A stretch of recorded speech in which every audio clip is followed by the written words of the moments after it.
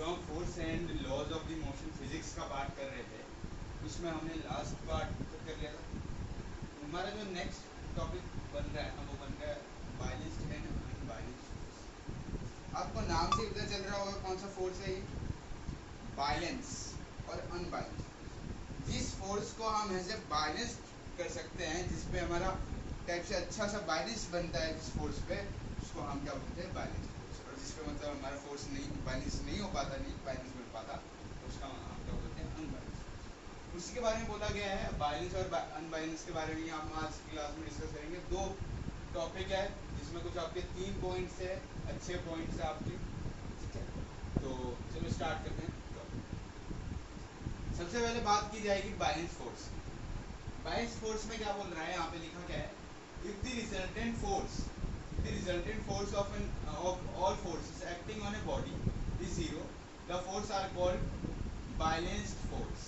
The force are called balanced force. यहाँ पे गलत से लिख रखा उन्होंने, ठीक है, उनको मैं से बोल दूंगा balanced। तो बोल क्या रहा है, अगर रिजल्टेंट फोर्स सभी फोर्सेस का एक्ट नहीं करेगा बॉडी में, वो जीरो होगा। जो बॉडी में जो रिजल्टेंट फोर्स एक्ट हो रहा है वो अगर जीरो होगा, तो जो फोर्स है उसको हम क्या बोलेंगे, बैलेंस्ड फोर्स बोलेंगे, ठीक है। ये याद रखना, ये पॉइंट अगर बैलेंस फोर्स का आता है तो आप ये लिख देना सिंपल सा एग्जाम में, ठीक है। सेकंड पॉइंट बोला है, if the net force exerted on a object is zero, the force acting on it are said to be balanced. मतलब बोल क्या रहा है, जो नेट फोर्स होता है, जो एग्जर्ट करवाता है, जो एग्जर्ट होता है उन्हें ऑब्जेक्ट, किसी ऑब्जेक्ट पे जो जीरो है, ठीक है, तो जो फोर्स एक्ट हो रहा है ऑन इट, उसको हम क्या बोलेंगे, उसको हम बोलेंगे बैलेंस फोर्स। ये सच केसेस दिया गया है, the acceleration of the object का एक्सेलरेशन वो हम जीरो है, एंड इट्स वेलोसिटी, उसका वेलोसिटी के बारे में वो रिमेन्स कांस्टेंट है। that is if net force acting on the object is zero। अगर यही बोला है कि अगर नेट फोर्स जो एक्ट हो रहा है ऑब्जेक्ट का वो जीरो हुआ, तो जो ऑब्जेक्ट है वो इधर रिमेन एट रेस्ट पे होगा या वो कंटिन्यूअस मूव करेगा, ठीक है, विथ कांस्टेंट वेलोसिटी के साथ। किसके साथ, विथ कांस्टेंट वेलोसिटी के साथ मूव करेगा। तो समझते हैं क्या बोल क्या रहा है ये। फॉर एग्जांपल कार ही ले लो, कार का सबसे अच्छा है कि अगर एक्सलेरेशन जो कार का है वो जीरो है, चलो ऑब्जेक्ट बोला है ना, यहाँ पे ऑब्जेक्ट को हमने हटा दिया, ठीक है, ऑब्जेक्ट हमने हटा दिया, यहाँ पे हमने कार कर दिया, क्या लिख देंगे, in this such A case the acceleration of the car is zero and its velocity remain constant. अगर उसका वेलोसिटी अगर कांस्टेंट होगा, रिमेन कांस्टेंट, तो उसको हम बोलेंगे कि ये नेट फोर्स एक्ट हो रहा है zero on the object,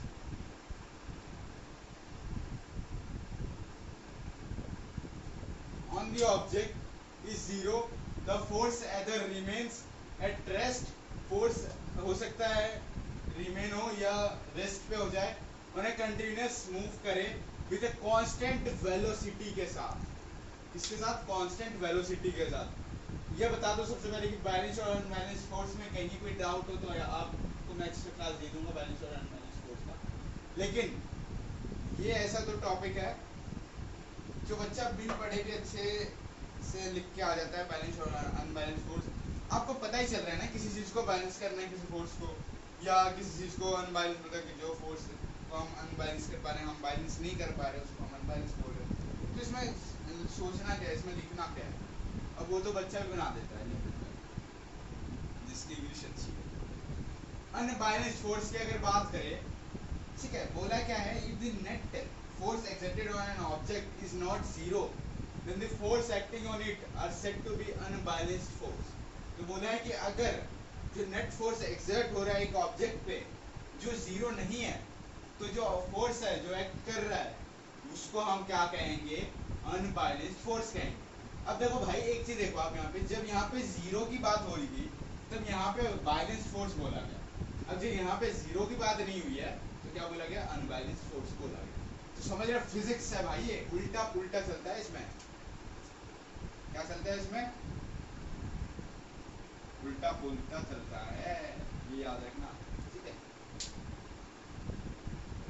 in a such case the acceleration of the object is not zero, यहाँ से पढ़ रहे हैं ये देखिए, in a such case the acceleration of the object is not zero and its velocity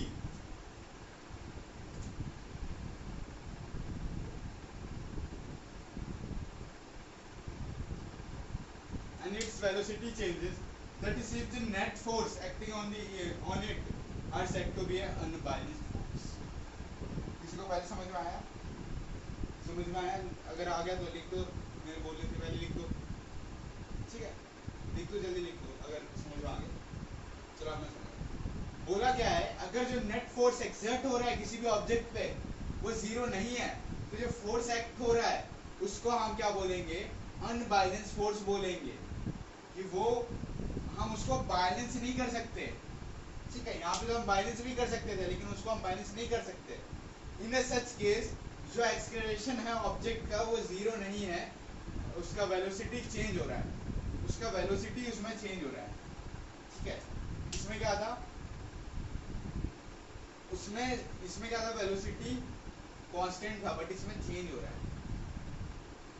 That is if the net force acting on it are said to be unbalanced force. इसलिए अगर net force act हो रहा है उस पे, तो हम उसको क्या बोलेंगे? अनबैलेंस्ड फोर्स बोलेंगे, ठीक है?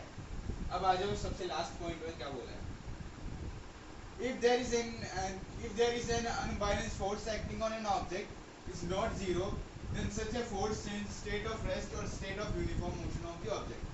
बोला क्या है, अगर कोई भी अनबैलेंस फोर्स एक्ट कर रहा है एक ऑब्जेक्ट पे जो जीरो नहीं है, देन सच अ फोर्स, वो फोर्स चेंज करेगा अपना स्टेट ऑफ रेस्ट।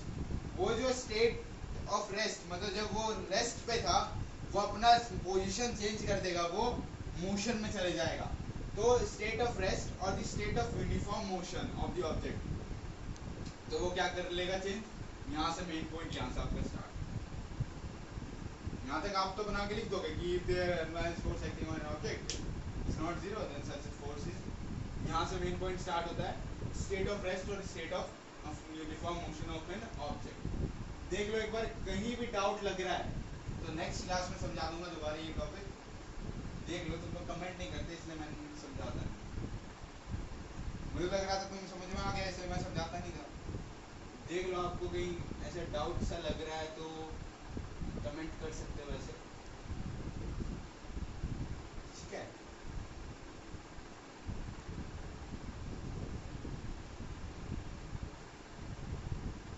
ये आपने net resultant force last class में पढ़ा था, मैंने आपको लास्ट क्लास में पढ़ाया था, और लास्ट ईयर भी आपने पढ़ा था नेट रिजल्टेंट फोर्स पढ़ा था।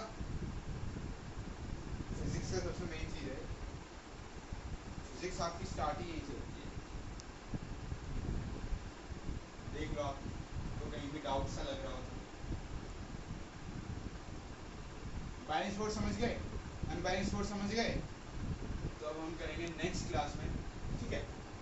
जो हमारी नेक्स्ट क्लास होगी, हमारी टीम बहुत कोशिश करेगी कि वो क्लास कल ले, ठीक है? मैं तो फ्री हूँ, मैं तो दे दूँ क्लास, लेकिन वो हमारी टीम मतलब हमारी टीम के पास टाइम नहीं होता, तो फिर वो ले नहीं पाती क्लास, ठीक है? तो see you in next class tomorrow.